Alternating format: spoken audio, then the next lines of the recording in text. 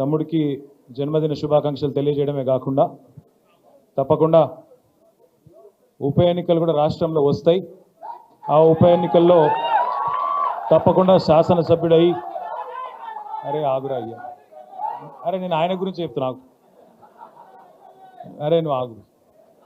తొందరలో శాసనసభ్యుడై మా అందరితో వాళ్ళ అమ్మగారితో మా అందరితో అసెంబ్లీలో అడుగు పెట్టాలని మనస్ఫూర్తిగా ఆకాంక్షిస్తూ ఈరోజు పార్టీలోకి విచ్చేసిన మరొక తమ్ముడు, ఈరోజు మీ అందరినీ తోడుకొని శంకర్పల్లి నుండి పార్టీకి కొత్త బలాన్ని ఇస్తూ విచ్చేసిన మా తమ్ముడు గోవర్ధన్ రెడ్డి గారికి, అదేవిధంగా గోవర్ధన్ రెడ్డి గారిని ఆశీర్వదించడానికి ఇక్కడికి విచ్చేసిన పెద్దలు, శాసన మండలిలో ప్రతిపక్ష నాయకులు, గౌరవనీయులు మాజీ స్పీకర్ శ్రీ మత్స్యనాచారి గారు, గౌరవ మాజీ మంత్రివర్యులు, మరి ఈరోజు అధికారంలో ఉన్న కాంగ్రెస్ పార్టీకి ఉమ్మడి రంగారెడ్డి జిల్లాలో చుక్కలు చూపెడుతున్న మా అక్క మహేశ్వరం ఎమ్మెల్యే పెద్దలు శ్రీమతి సబితా ఇంద్రారెడ్డి గారికి, గౌరవనీయులు మాజీ మహేశ్వరం ఎమ్మెల్యే చేవెళ్ళ చెల్లెమ్మ అని చెప్తుంది అక్క, మళ్ళీ మీరు చేవెళ్ళ మళ్ళీ ఆయనతో కనెక్షన్ ఏమైనా మర్చిపోతారేమో అని,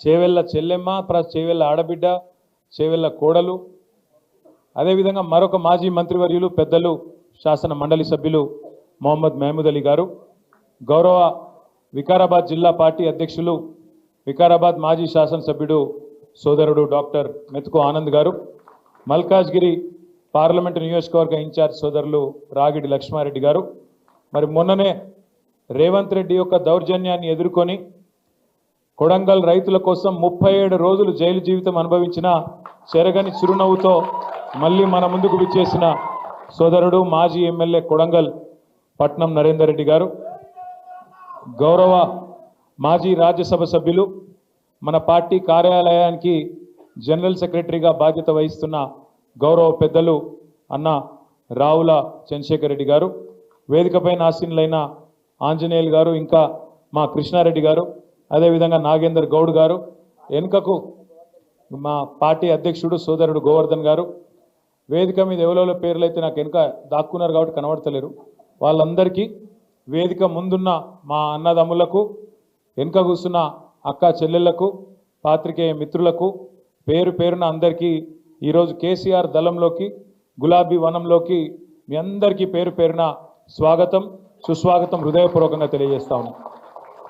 అక్క ఇప్పుడే చాలా విషయాలు చెప్పడం జరిగింది, పెద్దలు మత్స్యనాచారి గారు కూడా చాలా విషయాలు చెప్పడం జరిగింది.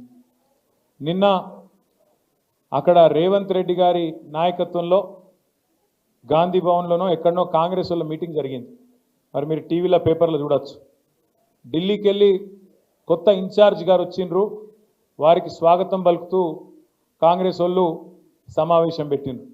అందులో 3 ఆనిముత్యాలు లాంటి మాటలు నేను చూసిన, 3 ఆనిముత్యాలు, 1 కాదు 2 కాదు 3.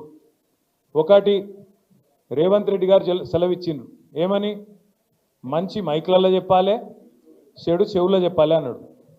నేను రేవంత్ రెడ్డి గారికి చెప్పేది ఏంటంటే, మంచి మైకులో చెబుదామంటే ఫస్ట్ నువ్వు చేసిన మంచి అయితే లేదు, రెండవది మైకులో చెబుదామంటే కరెంట్ కట్ అవుతుంది, ఏం చేయాలి మరి, మంచి ఆడికెళ్ళి చెప్పాలి, చేసింది ఉంటేనేమో చెప్తే అందుకుంటుంది.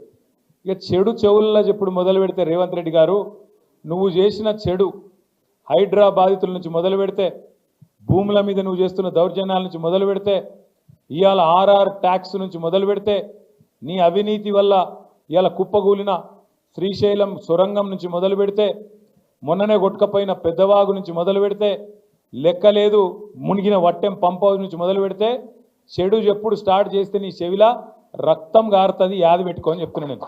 ఎందుకంటే చెడు చెవులో చెప్పాలి, మంచి మైకులో చెప్పాలి అని చెప్పి రేవంత్ రెడ్డి గారు చాలా తెలివిగా చెప్పిన అనుకొని ఆయనదైన డైలాగులు కొడుతున్నాడు. ఇంకా విచిత్రం అనిపించింది నాకు, ఆమె పాపం ఢిల్లీ నుంచి ఒక పెద్ద మనిషి వచ్చింది ఇన్ఛార్జ్ మీనాక్షి గారు, ఆమె చెప్తున్నారు, మీనాక్షి గారు ఆమె ఎయిర్పోర్ట్లో దిగంగానే కాంగ్రెస్ వాళ్ళట కొంతమంది ఆయనతో ఆమె బ్యాగులు మోసేందుకు గురికొచ్చిరట.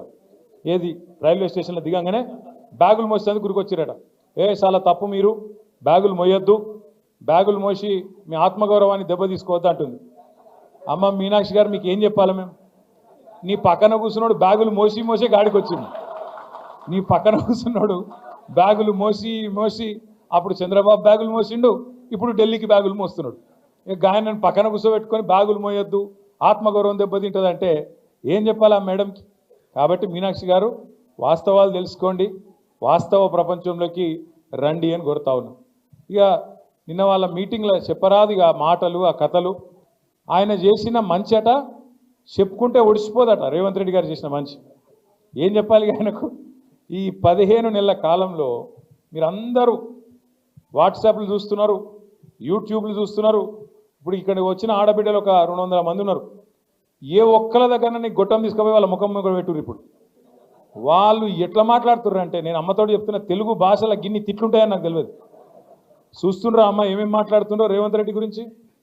అరే అరే అరే ఏం తిట్లు అవి, ఏం తిట్లు! మనిషి అంటోడు ఇంకోడు రోషం ఉన్నోడైతే ఈ పాటికి ఇక్కడ పాడుబడ్డ బాయి చూసుకొని దుంకి వస్తుండే.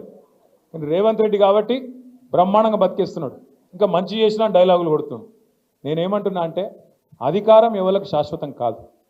సరే, తెలంగాణ రాష్ట్రం కోసం కేసీఆర్ గారు 14 ఏళ్ళు కష్టపడ్డాడు, కొట్లాడిండు. తెలంగాణలోని అన్ని కులాలు, అన్ని మతాలు, అన్ని పార్టీలు అందరిని ఏకం చేసి ఢిల్లీ పెద్దల మీద ఒత్తిడి తెచ్చి ఆఖరికి సావు నోట్లో తలబెట్టి ఇస్తరా సస్తరా అని చెప్పి మెడ మీద కత్తి పెట్టి మొత్తానికి తెలంగాణ తెచ్చిన నాయకుడు మన నాయకుడు కేసీఆర్ గారు. ఇవాళ ఇప్పుడే అక్క చెప్పింది, తెలంగాణలో ఎవరికి సంతోషం వచ్చినా దుఃఖం వచ్చినా కేసీఆర్ని యాద్ చేసుకుంటానని.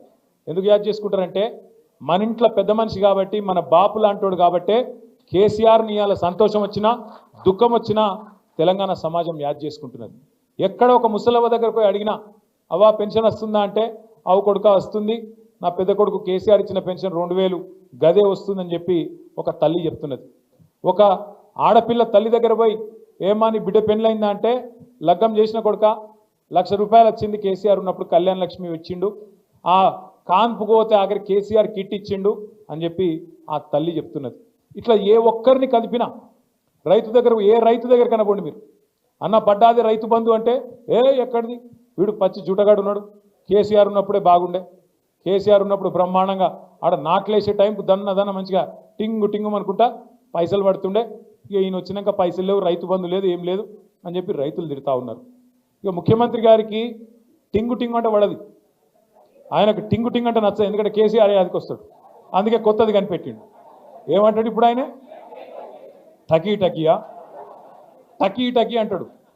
మీరు పడతాయి చూడు, 26 జనవరి రాత్రి 12 బజే షురు, మీరు తెల్లారి నిద్రలేసే వరకు మీకు బ్యాంకులో నిండా పైసలు మొత్తం, అసలు ఎక్కడికక్కడ మీరు ఇట్లా తెరుసుడాల్సిన ఇట్లా పైసలు బయటకు వస్తాయని చెప్పిండు. పడ్డాయా పైసలు మరి? టకీ టకీమని పడ్డాయా? చెల్లె మీకు 2500 పడ్డాయా? పడ్డాయా అయింది మీకు? శంకర్పల్లిలోకి యాదనగిరి ఏమైనా ఇచ్చిండేమి? ఏమి లేవు కదా. టకీ టకీమని 2500 దిక్కులేవు. ముసలోళ్ళకు పెన్షన్లను ఆశ పెట్టిండు. ఏమన్నాడు ముసలోళ్ళకు? కేసీఆర్ ముసలోనికి ఇస్తుండు, లేకపోతే ముసలవ్వకి ఇస్తుండు, మీరు నాకు గుద్దుండ్రి, గుద్దుతే ముసలోనికి 4000, ముసలవ్వకి 4000, ఇంట్లో ఇద్దరు ఉంటే ఇద్దరికి 4000 ఇస్తా అని చెప్పిండు. పడుతున్నాయా మరి? టకీ టకీమని 4000, టకీ లేదు టుకీ లేదు. మళ్ళీ రైతులకు చెప్పిండు, కేసీఆర్ 10,000 ఇస్తుండు బిచ్చం ఇచ్చినట్టు, నేను 15,000 ఇస్తా అన్నాడు. వచ్చిందా 15,000 కన్నా? రైతు కూలీలకు 12,000 అన్నాడు. ఇక మా ఆడబిడ్డలకు కొద్దిగా బంగారం సెంటిమెంట్ ఉంటుంది కదా, దాన్ని పట్టిండు. పట్టి ఏం చేసిండు? కేసీఆర్ 1,00,000 రూపాయలు ఇస్తాడు, అది కూడా ఎప్పుడు ఇస్తుండు కేసీఆర్? పిల్లలు పుట్టినకి ఇస్తుండు. మీరు నాకు ఓటెత్తే లగ్న పత్రిక పెట్టుకోగానే తులం బంగారం ఇస్తా అని చెప్పిండు. వచ్చిందా తులం బంగారం వాళ్ళకన్నా? తులం బంగారం మరి బంగారం షాపులో నమ్ముతలేరా? ముఖ్యమంత్రికి బంగారం దొరుకుతలేదా? పతారలేదా? మొత్తానికైతే ఈ రాష్ట్రంలో ఈలనాలనని కాదు, అందరు కొంప ఉచ్చుకున్నాడు. రైతులను మోసం చేసిండు, మహిళలను మోసం చేసిండు, ముసలోళ్ళను మోసం చేసిండు, ఉద్యోగస్తులను మోసం చేసిండు, నిరుద్యోగ పిల్లలను మోసం చేసిండు. మా శంకర్పల్లి మండలంలో పాపం ఇదివరకు కేసీఆర్ గారు ఉన్నప్పుడు భూముల మీద వ్యాపారం చేసుకొని రియల్ ఎస్టేట్లో కొంత సంపాదించుకున్న తమ్ముళ్ళు చాలామంది ఉన్నారు. ఇవాళ వాళ్ళ పరిస్థితి కూడా అధ్వానం అయిపోయింది. మొన్న మీరు చూడొచ్చు, కొంపల్లిలో ఒక రియల్ ఎస్టేట్ వ్యాపారి వేణుగోపాల్ రెడ్డి అని చెప్పి ఆత్మహత్య చేసుకున్నాడు. ఈ ప్రభుత్వం వచ్చినాక హైడ్రా పేరు మీద పేదవాళ్ళ కొంప ఉచ్చుకొని పేదవాళ్ళ మీద పడి వాళ్ళ ఇల్లు గులగొడతాడు. మూసి అంటాడు, మూసి మూసి. మీకు పాలమూరు రంగారెడ్డి ఎత్తిపోతల పథకం ద్వారా మన చేవెళ్లకు, మన శంకర్పల్లికి, అదేవిధంగా మన ఉమ్మడి రంగారెడ్డి జిల్లాకు నీళ్లు తెచ్చేందుకు కేసీఆర్ గారి నాయకత్వంలో ఆనాడు మనం పనిచేస్తుంటే ఇదే కాంగ్రెస్ వాళ్ళు కేసులేసి ఆపిండు. ఇదే కాంగ్రెస్ వాళ్ళు అన్నాడు ఎక్కడోళ్ళు అక్కడ కోట్లకు పోయి ఇది చక్కగా లేదు అది చక్కగా లేదు ఇది వంకర్ ఉంది అది టింకర్ ఉందని చెప్పి కోట్లకు పోయి ఆపే ప్రయత్నం చేసింది. అయినా 90% పనులు పూర్తి చేసినాం. 90% పనులు పూర్తయినా పాలమూరు రంగారెడ్డి పథకానికి మొత్తం రిజర్వాయర్ తయారైనవి. ఈయన చేయాల్సిందల్లా రేవంత్ రెడ్డి గారు కాలువలు దవ్వాలి, నీళ్లు తీసుకురావాలి. ఆడికెళ్ళి శ్రీశైలంకి వెళ్ళి మన చేవెళ్ళ దాకా నీళ్లు తెచ్చే సౌలతు ఇంకొక 10 పైసలు ఖర్చు పెడితే 90 పైసలు కేసీఆర్ ఖర్చు పెట్టిండు. ఒక 10 పైసలు ఖర్చు పెడితే మీకు నీళ్ళు వస్తాయి. కానీ ఆయనకు అది ఇష్టం లేదు. ఆ నీళ్ళు ఇయ్యడట. కానీ మూసీ చేస్తారట, మూసీని సుందరవనం చేస్తారట. ఏది వికారాబాద్ అడవులల్లా మొదలయ్యే మూసీని కిందికి తీసుకుపోయి మూసీని నందనవనం చేస్తా, అద్భుతం చేస్తా అని చెప్పి రేవంత్ రెడ్డి గారు అంటున్నారు. నేను అడుగుతా ఉన్నా, మూసీతోని పారే ఎకరాలెన్ని, మూసీతోని సాగయ్యే ఎకరాలెన్ని, దాంతో బాగయ్యే రైతులు ఎంతమంది, మూసీ వల్ల సృష్టించే సంపద ఎంత, దీనివల్ల ఏం జరుగుతుంది, ఈ రాష్ట్రానికి ఈ నగరానికి లాభం ఏంది అంటే సమాధానం చెప్పడు. ఎందుకంటే ఆయనకు స్పష్టత ఉంది. 90 పైసలు ఆల్రెడీ అక్కడ ఖర్చు పెట్టినాం పాలమూరు రంగారెడ్డి పొత్తుల పథకంలో. అది పూర్తి చేస్తే కూడా రేవంత్ రెడ్డికి పైసలు రావు, కమిషన్లు దొరకాయి. అందుకే ఏం చేయాలి, మూసీ అని ఒక రంగుల సినిమా రంగుల కళ చూపెట్టి దానిలో 1,50,000 కోట్లు ఖర్చు పెట్టి అందులో ఒక 50,000 కోట్లో 70,000 కోట్లో దండుకోవాలి, ఢిల్లీ పెద్దలకు పంపించాలి, నా కుర్సీ కాపాడుకోవాలనే ఒకే ఒక్క తాపత్రయంతో, ఢిల్లీకి మూటలు పంపాలనే ఒకే ఒక్క తాపత్రయంతో ఈ ముఖ్యమంత్రి గారు పనిచేస్తూ ఉన్నారు. ఆలోచన చేయండి మీరు దయచేసి. మన ఉద్యమ కాలంలో నీళ్లు నిధులు నియామకాలు అని మాట్లాడినాం. నీళ్లు నిధులు నియామకాలు. కేసీఆర్ నాయకత్వంలో నీళ్ల విషయంలో ఇంటింటికి మంచిలు తెచ్చుకున్నాం. నీళ్ల విషయంలో గోదావరిలో కృష్ణలో ఇటు కాళేశ్వరం కట్టుకున్నాం, 100% పూర్తయింది. అటు పాలమూరు రంగారెడ్డి 90% పూర్తయింది. దగ్గర న్యాయం చేసే ప్రయత్నం చేసినాం. వ్యవసాయ విస్తరణ జరిగి భారతదేశంలో ఇవాళ పంజాబ్ను హర్యానాను తలదన్ని మన తెలంగాణ వరి వండి చుట్ల బియ్యం వండి చుట్ల నంబర్ 1 అయిందంటే అగో నీళ్ల విషయంలో జరిగిన న్యాయమే దానికి కారణం. నిధుల విషయానికి వస్తే కేసీఆర్ గారు ఎన్నడో చెప్పిండ్రు, మన తెలంగాణ మనకైతే, మన సంపద మనకైతే భారతదేశంలోనే నెంబర్ 1 రాష్ట్రం అవుతామని కేసీఆర్ గారు అప్పుడే చెప్పిండు. చెప్పినట్టే 10 ఏళ్లలో తలసరి ఆదాయంలో పర్ క్యాపిటల్ ఇన్కంలో భారతదేశంలోనే నెంబర్ 1 రాష్ట్రంగా తెలంగాణను కూర్చోబెట్టిన నాయకుడు మన నాయకుడు కేసీఆర్ గారు అనే మాట నేను గుర్తు చేస్తా ఉన్నా. నిధులు అద్భుతంగా తెలంగాణలోని పేదలకు పంచిండు కేసీఆర్. సంపద సృష్టించాలే, పేదలకు పంచాలి అన్నది కేసీఆర్ నినాదం. అందుకే 200 రూపాయ పెన్షన్ 2000, 200 పెన్షన్ 2000 చేసిండు. ఆడపిల్ల పెళ్లికి 1,00,000 రూపాయలు ఇచ్చిండు. 1,00,000 కోట్లు, ఒకటి కాదు రెండు కాదు, 1,00,000 కోట్ల రూపాయలు 70 లక్షల మంది రైతుల ఖాతాల్లో వేసిన ఒకే ఒక్క ముఖ్యమంత్రి భారతదేశంలో కేసీఆర్. రైతు బంధు, ఒక్క రైతు బంధు అనే పథకంతోని 73,000 కోట్ల రూపాయలు రైతుల ఖాతాల్లో. మీరు ఎవ్వరికి దరఖాస్తు పెట్టుడు లేదు, దండం పెట్టుడు లేదు, దఫ్తర్ చుట్టూ తిరుగుడు లేదు, సీదా మీ ఖాతాలకు వచ్చి 73,000 కోట్ల రూపాయలు ఒక రైతు బంధు ద్వారా వచ్చినాయి. 28,000 కోట్ల రూపాయలు రుణమాఫీ ద్వారా వచ్చినాయి. మొత్తం 1,00,000 కోట్లు ఒక్క రైతులకే, 70 లక్షల మంది రైతులకు 10 ఏళ్లలో ఇచ్చిన నాయకుడు కేసీఆర్. నిధులు సంపద పెంచిండు, పేదలకు పంచిండు. నియామకాలు 2,32,000 ఉద్యోగాలు ప్రభుత్వ కొలువులు ఇచ్చిండు. 24 లక్షల ఉద్యోగాలు ప్రైవేట్ రంగంలో సృష్టించిండు కేసీఆర్. నీళ్లు నిధులు నియామకాలు, ఈ మూడిట్లో కేసీఆర్ గారు సంపూర్ణంగా న్యాయం చేసిండు. మరి వీళ్ళేం చేస్తాను, నీళ్ళేమో పాతాళంకి పోయినాయి, మొత్తం బోర్లు ఎత్తిపోతున్నాయి, నీళ్లు పాతాళానికి పోయినాయి. కేసీఆర్ మీద కోపంతో కాళేశ్వరాన్ని ఎండబెడితే ఇవాళ పొలాలు ఎండిపోతున్నాయని రైతులు ఏడ్చే పరిస్థితి జనగామలో, సిరిసిల్లలో, సిద్దిపేటలో, ఎన్నో జిల్లాల్లో ఇలా రైతులు పొలాలు ఎండిపోతున్నాయని ఏడుస్తున్నారు. తుంగతుర్తిలో, కోదాడలో, సూర్యాపేటలో అక్కడ కూడా ఏడుస్తూ ఉన్నారు. టెయిల్ ఎండ్ గ్రామాలకు నీళ్ళు వస్తలేవని. నీళ్ళేమో పాతాళానికి పోయినాయి, నిధులేమో ఢిల్లీకి పోతున్నాయి. టకీమని మీకు పడతలేవు, కానీ ఢిల్లీలో రాహుల్ గాంధీ ఖాతా మాత్రం మోగుతున్నది. టకీమని అక్కడ 1,000 కోట్ల రూపాయలు రేవంత్ రెడ్డి గారి కుర్సీని కాపాడుకునేందుకు పైసలు మాత్రం, మూటలు మాత్రం ఢిల్లీకి టంచంగా ముడుతున్నాయి. ఇక మూడోది నియామకాలు ఎప్పుడో గాలికి పోయినాయి. జాబ్ క్యాలెండర్ అన్నాడు, 2 లాఖ్ ఉద్యోగాలు అన్నాడు. రేవంత్ రెడ్డి చెప్తే నమ్మతలేరని రాహుల్ గాంధీని పట్టుకొచ్చిండ్రు. అశోక్ నగర్ చౌరస్తాలో కూర్చోబెట్టిండ్రు, ఛాయ్ తాగిపించిండ్రు, బావర్చీలో బిర్యానీ తినిపించారు. ఛాయ్ తాక్కుంటే రాహుల్ గాంధీ గారు చెప్పిండు, 2 ఉద్యోగాలు ఊడగొట్టుర్రి మీరు, కేసీఆర్ ఉద్యోగం కేటీఆర్ ఉద్యోగం ఊడగొట్టుర్రి, ఊడగొడితే మీకు 2 లక్షల ఉద్యోగాలు ఇస్తా అని చెప్పిండు మొదటి సంవత్సరం. వచ్చినాయా మరి 2 లక్షల ఉద్యోగాలు? 6,000 ఉద్యోగాలు కూడా ఇయ్యలే. అంటే కాంగ్రెస్ ఎంత ధోకబాజీ పార్టీ చెప్పేందుకు, ఎంత దగుల్బాజీ నాయకత్వం కాంగ్రెస్ పార్టీకి చెప్పేందుకే ఇదంతా మీకు చెప్తా ఉన్నా. ఇదంతా పరిస్థితి గిట్లుంటే రేవంత్ రెడ్డి గారు మొత్తుకుంటాను మైకులలో, తెలంగాణ ఈజ్ రైజింగ్. రైజింగ్ అట తెలంగాణ. ఎన్లా rising? Telangana is definitely rising. ఎన్లా? క్రైమ్ రేట్ల రైజింగ్. నువ్వు వచ్చినాక క్రైమ్ రేటు బ్రహ్మాండం 23% పెరిగింది. Telangana is rising.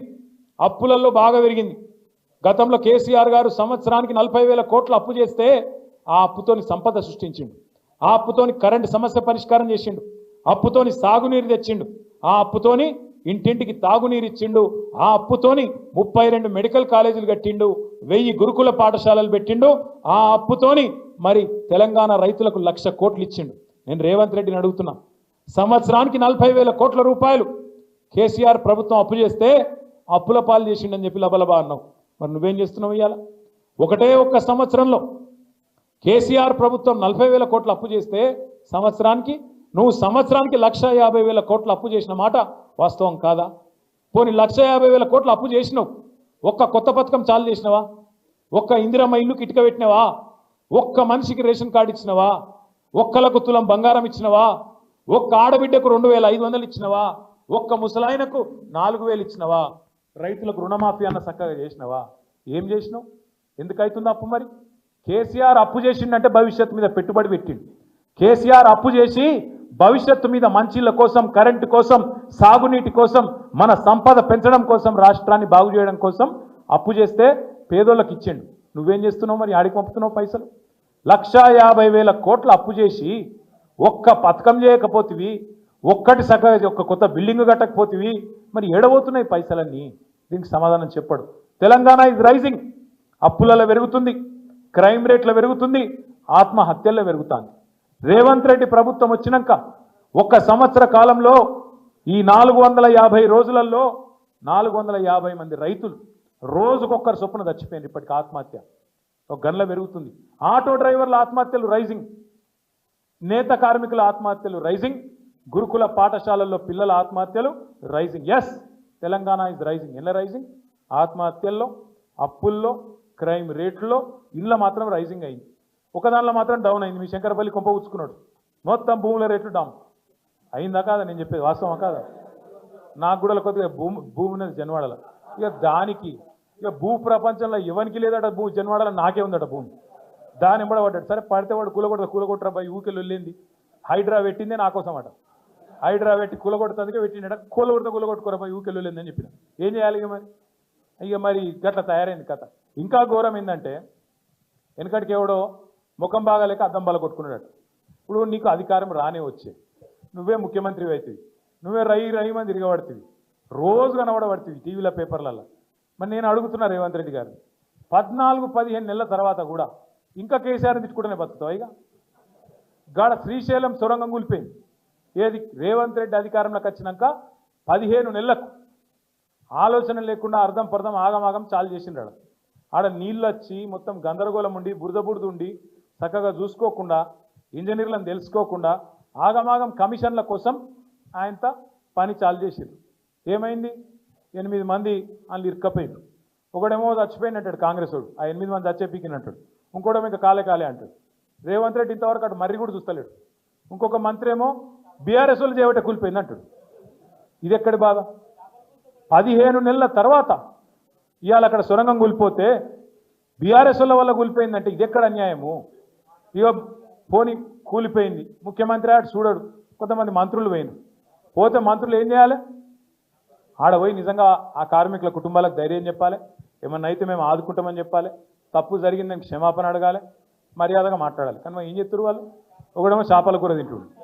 ఇక్కడ చేపలు బాగుంటాయి శ్రీశైలంలో, రేయు తిందామని వాడు ఒకటి తింటాడు. ఆడవాడు దాస్తుంటే వీడేమో తింటాడు. ఒక గత నీతి లేని వాళ్ళు మంత్రులు. ఇంకొక ఆయన ఇంకా విచిత్రం ఇది. ఇక్కడ ఏం జరగలేదు, ప్రమాదం ఏమైందంటే నీళ్లు వాటర్ కలిసిందట. నీళ్లు వాటర్ కలిసిందిరా నాయన. గిసొంటోళ్ళు మంత్రులు, మన కర్మానికి రేవంత్ రెడ్డి ముఖ్యమంత్రి, గిసొంటోళ్ళు మంత్రులు. వీళ్ళ కథనమే ఇట్లున్నది. కాంగ్రెస్ వాళ్ళ కథ, కాంగ్రెస్ వాళ్ళ అందం గిట్లుంది. బీజేపీ వాళ్ళు వాళ్ళకైతే మొక్కాలి. మీ ఎంపీ ఉన్నాడు ఒక ఆయన, ఆయన ఏం చెప్తుండో మాకైతే తెలియదు. ఎందుకంటే 8 మంది గెలిచారు బీజేపీ వాళ్ళు. రూపాయి వచ్చిందా తెలంగాణకు? మోడీ గారి ప్రభుత్వం 11 ఏళ్ల నుంచి ఉన్నది ఇవాళ దేశంలో. ఏమిచ్చింది తెలంగాణకు? ఏం ముఖం పెట్టుకొని ఓట్లు అడుగుతారు? ఎంతసేపు దేవుని పేరు మీద ఓట్లు అడుగుడేనేగా. అక్షింతలు వంచాలి, ఓట్లు అడగాలి, ఓట్లు డబ్బాలు వేసుకున్నాక మళ్ళీ అవతల పడాలి, తర్వాత ఇక పత్తలేరు. అరే బడ్జెట్లో రూపాయి ఇచ్చింది లేదు, ఒక స్కూల్ ఇవ్వవు, ఒక కాలేజీ ఇవ్వవు, ఒక పరిశ్రమ ఇవ్వవు, ఏది ఇవ్వవేందా అంటే మళ్ళీ ఏమనంటే నువ్వు దేవద్రోహి, దేశద్రోహి, నువ్వు ధర్మద్రోహి, ఈ ద్రోహి, ఆ ద్రోహి. ఇంతేనా ఇక తెలంగాణకి చూడలేదా? ఆఖరికి ఆ చేవెళ్ళ రోడ్డు జాతీయ రహదారి, దాని మీద మన పెద్ద యాక్సిడెంట్ అయింది. కేసీఆర్ ప్రభుత్వం వచ్చినాక ఆ రోడ్డును విస్తరించాలని చెప్పి చాలా తంటాలు పడ్డాం. అక్క కూడా పాపం బాగా కష్టపడ్డది. కానీ ఈ రోజు వరకు ఒక్క అడుగు కూడా ముంగట పడతలేదు. మన తమ్ముడు కార్తీక్ కూడా పోయి అక్కడ పెద్ద ఎత్తున ధర్నా చేసిండు. వెంటనే రాష్ట్ర ప్రభుత్వం పూనుకోవాలి, ఆ భూసేకరణ చేయాలి, ప్రాణాలు కాపాడాలని చెప్పి మన పార్టీ వాళ్ళందరూ కలిసి బ్రహ్మాండంగా ధర్నా కూడా చేశారు. నేను మిమ్మల్ని ఒకటే కోరుతుంటాను, ఏనాటికైనా పెద్దలు చెప్పిన ఒక మాట వాస్తవం. ఎట్టి పనికైనా మట్టి పనికైనా మనోడే ఉండాలి. ఎట్టి పనికైనా మట్టి పనికైనా మనోడే ఉండాలి. ఏనాటికైనా కేసీఆర్కు తెలంగాణ మీద ఉండే ప్రేమలో, కేసీఆర్కు తెలంగాణ మీద ఉండే ప్రేమలో 1% కూడా కాంగ్రెస్ వానికి బీజేపీకి ఉంటుందా? మీరు ఆలోచన చేయాలి. ఎన్నటికైనా ఈ రాష్ట్రానికి, ఈ రాష్ట్ర ప్రజలకు, రాష్ట్ర ప్రయోజనాలకు శ్రీరామ రక్ష ఖచ్చితంగా కేసీఆర్ నాయకత్వం తప్ప బీజేపీతో కాంగ్రెస్తో ఎన్నటికీ కూడా ఏం కాదు. మీరు యాద పెట్టుకోవాలి. ఇలా 8 మంది కాంగ్రెస్ ఎంపీలు, 8 మంది బీజేపీ ఎంపీలు ఉన్నా రాష్ట్రానికి వచ్చింది గుండు సున్నా అంటే ఖచ్చితంగా అక్కడ కొట్లాడేటోడు లేకపోవడం, ఆడ కేసీఆర్ దళం, కేసీఆర్ బలం, కేసీఆర్ గలం లేకపోవడమే దానికి కారణం. ఇలా మనోళ్ళని మనమే ఓడించుకొని మంది ముంగట దరఖాస్తులు పెట్టే దౌర్భాగ్యం మనకెందుకు? మనోళ్ళని ఒడగొట్టుకోవాలి, ఎంపీలను వేరే వాళ్ళని పంపాలి, ఆగమాగమై మళ్ళీ వాళ్ళ కడవై దరఖాస్తు పెట్టాలి. అన్న ఇది కావాలి, అది కావాలి. అదే మనోడు ఉన్నాడు అనుకో, బరాబర్ అడుగుతాం, అన్న ఇది కావాలి అంటాం. అదే వాడనుకో, సారు ఇది కావాలని అడగాలి. అందుకే నేను అనేది, దయచేసి భవిష్యత్తులో అక్క చెప్పినట్టు అది పంచాయతీ ఎన్నికైనా పార్లమెంట్ ఎన్నికైనా ఎగరాల్సింది గులాబీ జెండానే. అట్లయితేనే తెలంగాణ నిలుస్తుంది, తెలంగాణ గెలుస్తుంది. తెలంగాణ రేపటి రోజున మళ్ళీ భారతదేశంలో అవ్వల్ దర్జాగా నెంబర్ 1 స్థానంలో ఉండాలి అంటే మళ్ళా కేసీఆర్ గారు తిరిగి మీ ఆశీస్సులతో, మీ దయతో ముఖ్యమంత్రి కావాలి. మా ఆడబిడ్డలను ముఖ్యంగా నేను కోరుతున్నా, మళ్ళీ ఎలక్షన్ రాగానే ఉత్తర కాంగ్రెస్ వాళ్ళు అక్క అంటారు, చెల్లె అంటారు, వదినే అంటారు, కోడలు అంటారు, ఇక వరుసలు కలుపుతారు. మళ్ళీ మిమ్మల్ని ఆగమాగం చేసే కథ పెడతారు. ఇందిరమ్మ ఇల్లు వచ్చింది అంటారు. ఆగం కాకుండ్రి. వీళ్ళు ఖచ్చితంగా మొన్న మోసం చేసినట్టే మళ్ళీ మోసం చేసి డబ్బల ఓట్లు వేయించుకోవాలని చూస్తాను. వాళ్ళు మళ్ళీ ఓట్ల తర్వాత ఎవడు మళ్ళీ 4 ఏళ్ళు కనబడడు. తప్పకుండా అందుకే జాగ్రత్తగా ఉందాం. మన ఇంటి పార్టీ, మన తెలంగాణ పార్టీ, మన బీఆర్ఎస్ పార్టీని గెలిపించుకొని ఖచ్చితంగా పంచాయతీ ఎన్నికైనా పార్లమెంట్ ఎన్నికైనా కేసీఆర్ గారి నాయకత్వాన్ని బలపరుద్దామని చెప్పి మీ అందరు కూడా విజ్ఞప్తి చేస్తూ, తమ్ముడు గోవర్ధన్ ఎంబడ వచ్చిన సీనియర్ నాయకులు, మాజీ సర్పంచులు ఉన్నారు, కౌన్సిలర్లుగా పోటీ చేసిన వాళ్ళు ఉన్నారు, ఉప సర్పంచులు, ఎంపీటీసీలు చాలామంది ఉన్నారు. వాళ్ళందరికీ కూడా స్వాగతం. ఒక పని చేద్దాం, ఒక్క సైడ్కి వెళ్ళి వస్తే అందరు కండువాలు కప్పచ్చు, ఎందుకంటే మళ్ళీ లేకపోతే ఆగమాగం అవుతుంది. కాబట్టి దయచేసి ఇట్లా రాండ్రి, ఇట్లా పోదాం. మీ అందరికి కూడా మరి పేరు పేరున స్వాగతం తెలియజేస్తూ జై తెలంగాణ.